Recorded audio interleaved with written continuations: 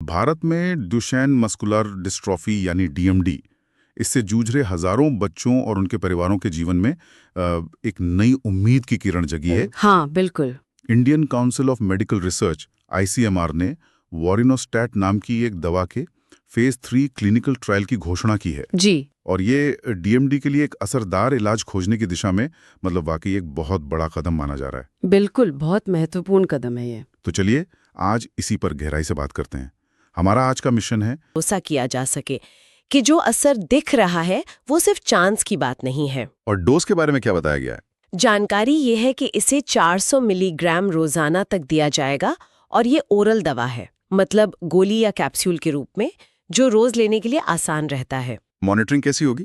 ज़ाहिर सेफ्टी एक बड़ा कंसर्न होगा। जा सके मसल्स की ताकत का असेसमेंट होगा और शायद एमआरआई स्कैन जैसी इमेजिंग भी हो सकती है मसल्स की कंडीशन देखने के लिए। और ये सब एक independent data safety monitoring board यानी डीएसएमबी की कड़ी निगरानी में होगा।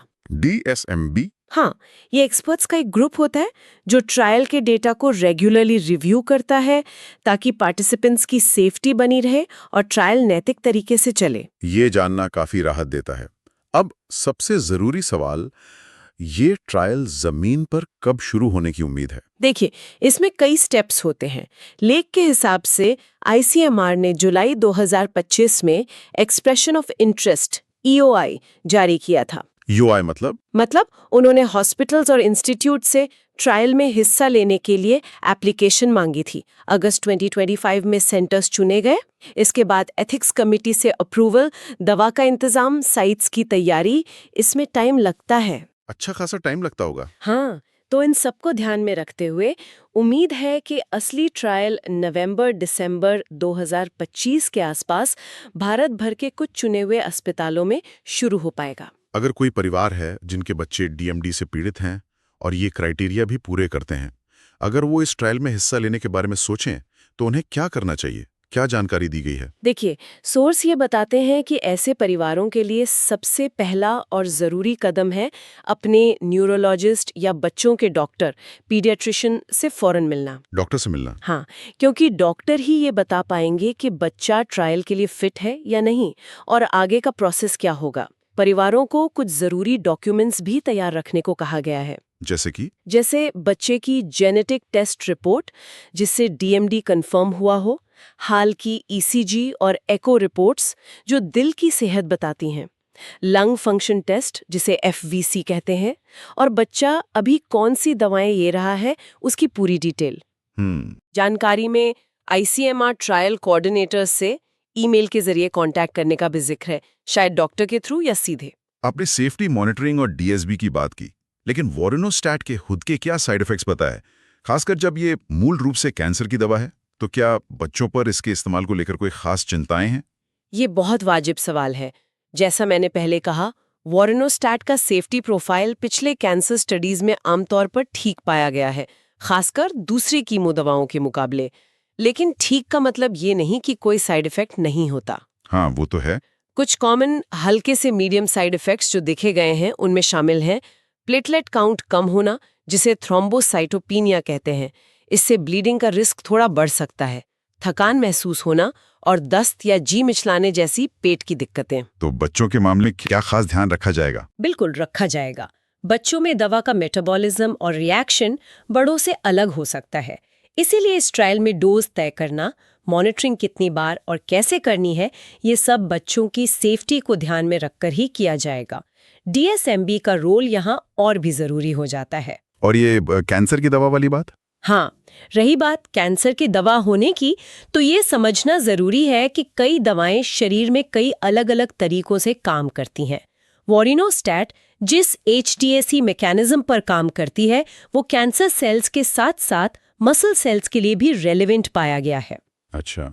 ट्रायल का मकसद ही यही पता लगाना है कि क्या डीएमडी के कॉन्टेक्स्ट में इसके फायदे इसके संभावित रिस्क से ज्यादा है, और वो भी बच्चों के लिए सेफ डोज और कड़ी निगरानी के तहत। पहले जो छोटे फेज के ट्रायल्स हुए होंगे उनमें मिले पॉजिटिव संकेतों के आधार पर ही ये बड़ा फेज 3 ट्रायल प्लान किया गया है। असल में कोई भी नई थेरेपी जब डेवलप होती है तो यही सेंट्रल सवाल होता है, बेनिफिट और रिस्क का बैलेंस। और इसी बैलेंस को साइंटिफिकली और एथिकली जांचने के लिए इतने बड़े, ध्यान से डिजाइन किए गए और सख्ती से मॉनिटर किए जाने वाले फेज 3 ट्रायल इतने जरूरी होते हैं। इनसे हमें ठोस डाटा मिलता है जिसके आधार पर सही फैसले लिए जा सकें। तो कुल मिला के इस पूरे ट्रायल का डीएमडी कम्युनिटी के लिए, भारत में हेल्थ रिसर्च के लिए और उन हजारों परिवारों के लिए क्या महत्व है जो रोज इस मुश्किल लड़ाई को लड़ रहे हैं? इसका महत्व बहुत गहरा है और कई लेवल पर है। सालों से बल्कि दशकों से डीएमडी से प्रभावित बच्चे और उनके परिवार एक ऐसी बड़ी कामयाबी का इंतजार कर रहे हैं जो बीमारी को बढ़ने से रोक सके या धीमा कर सके। एक ब्रेक थ्रू का इंतजार। हाँ, ये आईसीएमआर के नेतृत्व वाला फेज 3 ट्रायल सिर्फ एक साइंटिफिक एक्सपेरिमेंट नहीं है, ये उम्मीद का एक बड़ा सिंबल है। ये पहली बार है कि भारत में इतने बड़े स्केल पर एक HDAC इनहिबिटर का डीएमडी के लिए टेस्ट हो रहा है। अगर ये सफल होता है तो ये न केवल एक नया ट्रीटमेंट ऑप्शन दे सकता है, बल्कि ये मेक इन इंडिया की भावना को भी मजबूती देगा। भारत में भारतीय मरीजों के लिए बनाया गया समाधान। सही बात है। डीएमडी के लिए रिसर्च कई दिशाओं में चल रही है। जीन थेरेपी है, एक्सॉन स्किपिंग है, एंटी इन्फ्लेमेटरी दवाएं हैं, वोरेनोस्टैट जैसी दवाएं जो मसल्स को बचाने और सूजन कम करने पर फोकस करती हैं, इस पूरी पजल का एक और जरूरी टुकड़ा हो सकती हैं। हो सकता है ये अकेली मैजिक बुलेट ना हो, शायद ना हो, लेकिन ये मौजूदा सपोर्टिव केयर को बेहतर बनाने, ये भविष्य में दूसरे ट्रीटमेंट्स के साथ मिलकर काम करने की क्षमता रखती है। ये ट्रायल सिर्फ सेल्स और प्रोटीन्स के बारे में नहीं है, ये उन बच्चों की हिम्मत, उनके परिवारों के सब्र और बेहतर कल की उनकी कभी ना खत्म होने वाली उम्मीद के बारे में है।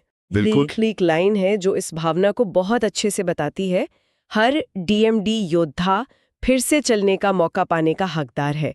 ये सिर्फ एक स्लोगन नहीं लगता, बल्कि इस पूरे एफर्ट के पीछे की जो मानवीय प्रेरणा है उसे दिखाता है। बिल्कुल। तो आज की इस अहम चर्चा में हमने डुशेन मस्कुलर डिस्ट्रॉफी की गंभीर प्रकृति को समझा, वोरेनोस्टैट नाम की एक रीपर्पस दवा की क्या क्षमता है और वो कैसे काम करती है, ये HDAC इनहिबिशन वाली बात, उस पे बात की, और हमने भारत में ICMR द्वारा शुरू किए जा रहे इस ऐतिहासिक फेज 3 क्लिनिकल ट्रायल की जरूरी डिटेल्स, जैसे उसकी टाइमलाइन, कौन हिस्सा ले सकता है और सबसे जरूरी उसकी कड़ी सेफ्टी मॉनिटरिंग प्रोसेस को भी जाना। हाँ बिल्कुल। और अगर हम इस सब को एक बड़े कैनवस पर रखकर देखें तो एक विचार मन में आता है जिस पर आगे सोचा जा सकता है। बताइए। हमने देखा कि वोरेनोस्टैट जो मूल रूप से कैंसर के लिए बनी थी, अब डीएमडी के लिए जांची जा रही है। यह हमें सोचने पर मजबूर करता है कि हमारी दवाइयों की अलमारी में, मतलब जो दवाएं ऑलरेडी मौजूद हैं, उनमें और कितनी ऐसी दवाएं हो सकती हैं जिन्हें शायद किसी और बीमारी के लिए बनाया गया हो, लेकिन उनमें डीएमडी जैसी दूसरी गंभीर जेनेटिक बीमारियों या दूसरी लाइलाज बीमारियों के इलाज के लिए अनदेखी क्षमता छिपी हो। हाँ, ये तो सोचने वाली बात है। न जाने कितनी दवाएं इसी तरह के नए रिसर्च, नई सोच और नए क्लिनिकल ट्रायल्स का इंतजार कर रही होंगी ताकि उनका एक नया जीवन शुरू हो सके। हाँ। ये जो ड्रग रिपर्पसिंग का फील्ड है, ये भविष्य में मेडिकल साइंस के लिए कितनी संभावनाएं खोल सकता है, ये वाकई एक विचार करने लायक सवाल है।